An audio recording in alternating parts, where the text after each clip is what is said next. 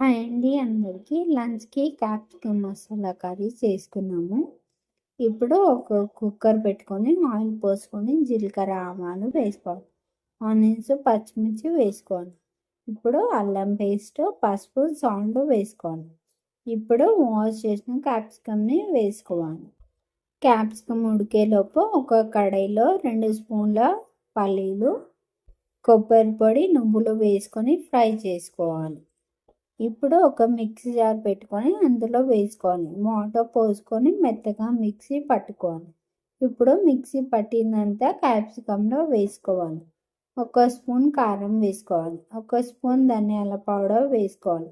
లాస్ట్లో కొత్తిమీర వేసుకోవాలి. ఇప్పుడు కుక్కర్ క్యాప్ పెట్టుకొని క్యాప్సికమ్ని ఉడికించుకోవాలి. అంతే అండి, వేడి వేడి క్యాప్సికమ్ మసాలా కర్రీ రెడీ అయింది.